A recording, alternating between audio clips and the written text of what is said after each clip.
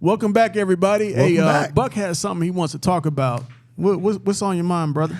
Well, I want to talk about this. The new U.S. military aid finally heading to Ukraine. But is it too little or too late? That's what I want to talk about. Is it too little or too late? How about it should probably be not at all? Because if you look at it, Congress has been fighting for months to pass this long bill. After months of political wrangling and battlefield reversals, Kiev has reasons to cheer. Now the race is on to ensure the U.S. aid gets to the front lines in time to make a difference to the troops trying to ward off the advancing Russian army. For many in Ukraine, this news aid package has finally passed to Congress, offering relief, renewed hope of victory, with the war now in its third year. But the streets and the trenches of Ukraine, those who spoke with NBC exposed a view shared by many Western military analysts that too much damage had already been done. And while important and welcome, the $60 billion of surplus supplies would only go far in resolving Ukraine's problem. Let's talk about $60 billion in aid. Can I get $35 to help save my house? My interest just went up. Listen, I am all for mutual support. But the U.S. is sending $60 billion. What is everybody else in the world doing to support Ukraine? Right. That's the biggest thing. And what I would add to that is, where's our reparation check? Listen, I'm still waiting on the check. Because they can afford a reparation check. If they can give all that money to Ukraine and to other countries, well, why can't they just go ahead and say, you know what? And then they had the nerve to say that it would collapse our economy. And our economy is a collapse right now. And now here's the thing. So let me put you onto this.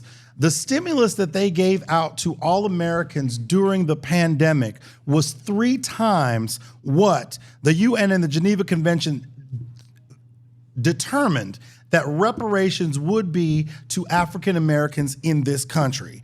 Meaning that all other countries, they sat there at a UN summit in Geneva stating that the U.S. should pay African Americans and Native Americans and all those affected by 100 years of political, racial turmoil reparations. The stimulus check, the stimulus that they proposed from 2020 to 2022, was 3 times the amount that they would have paid African Americans for reparations. So please explain to me why that makes sense, right, or why that doesn't make sense. At any time, this country could have paid those that were less fortunate or those that were products of systemic racism in this country reparations.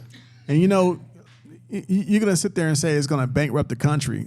Actually, it may actually stimulate the economy. Here's the fact. The country's already bankrupt. We just don't know it yet. You're printing money based on reserves we don't have. Right. Let's talk about that. Then cut me a check. I ain't seen an acre. I ain't seen a mule. I ain't seen the front side of the bus. I haven't seen nothing.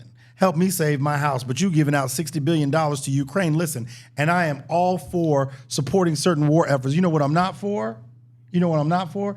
These damn kids that can't read in America. What I'm not for is there's no Planned Parenthood. What I'm not for is the average college student leaves college with over $100,000 in debt, but you seem to have $60 billion to give away. Make that shit make sense. This has nothing to do personally with Ukraine.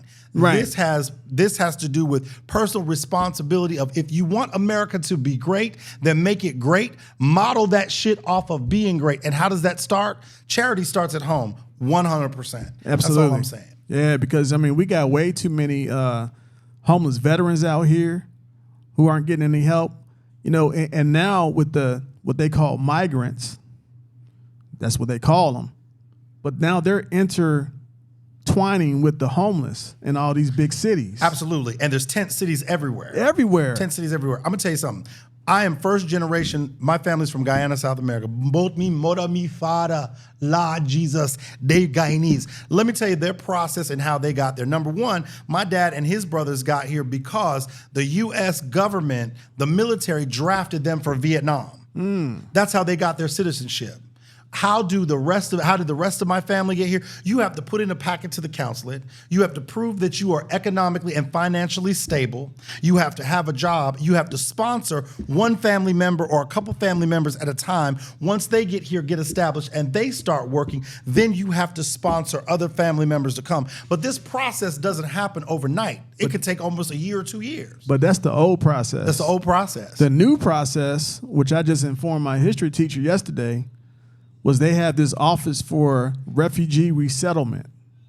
And if you're a refugee, and right now Ukraine is on top of the list, they fly them here, they fast track them. They give them provisions. Absolutely.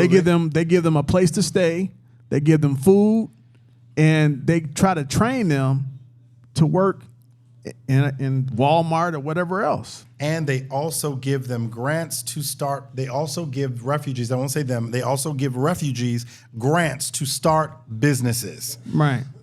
These are things that they don't give to Americans that live here. Right.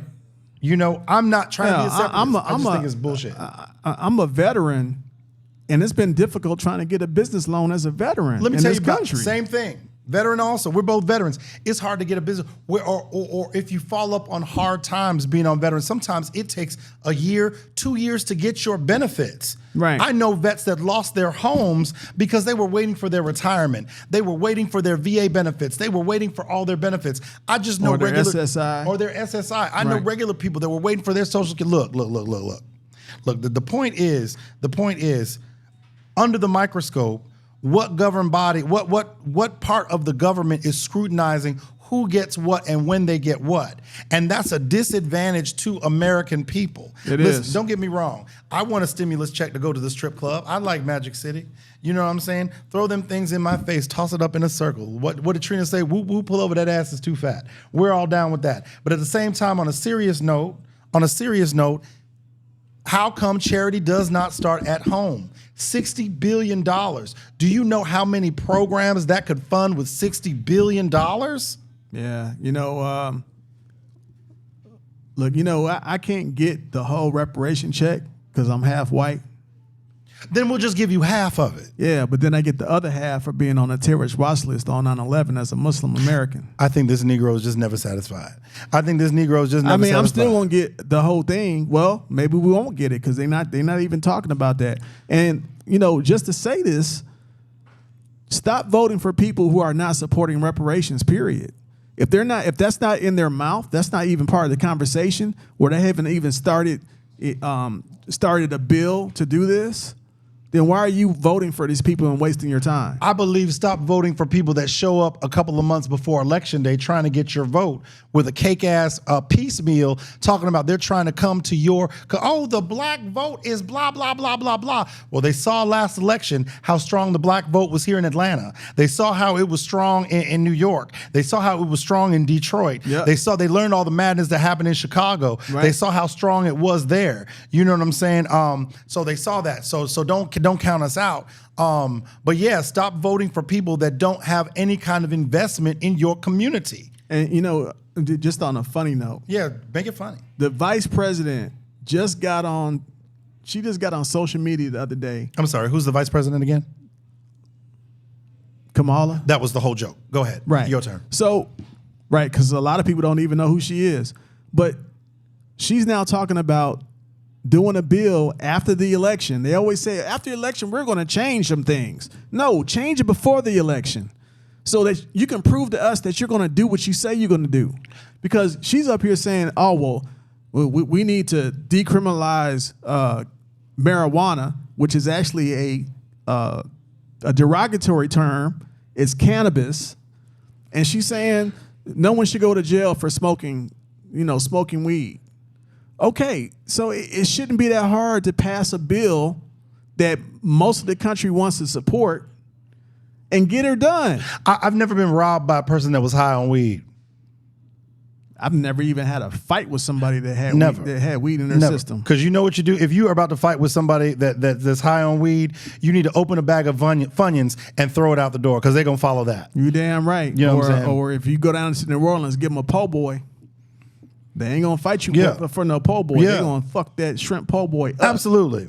Absolutely. We talking scrimps and scrawdads. Yeah, I said scrimps and scrawdads. Yeah, no, I completely agree with you. Scrimps and scrawdads. But make that shit make sense. You know, vote for people that are in your community trying to make change. A lot of that, and that's why it kind of leads back to what you said earlier about how young people should be involved in a lot of these things because they have the energy, the power, the leaders in our all community. You know, they're either old or they done got caught cheating on their husbands or their wives, or they were at Puffy's last party. I don't know where they're at. We'll talk about that later.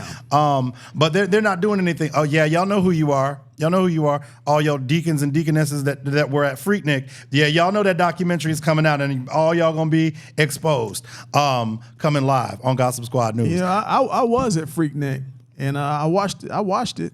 I cannot confirm or deny whether this one leg was shaking on the ground at Freaknik. I cannot confirm or deny if I know some friends that were twerking at Freaknik. I cannot confirm or deny. Well, I didn't make the movie, but some of my friends got the personal video. Yeah. And I might make Freaknik too. Who knows? I know a lot of, like I said, I know a lot of deacons and deaconesses that might be where were you during Freaknik? That's what the documentary should be called. Where were you during Freaknik? You know what I'm saying? True that. That's true. Cotton candy, sweetie gold. Let me see you to Toronto. Here we go now. Anyway, all right. Glory days gone. All right, back to you. So, talking about politics too. You got to stop voting for somebody just because they're black or they're white or they're Jewish or whatever they are.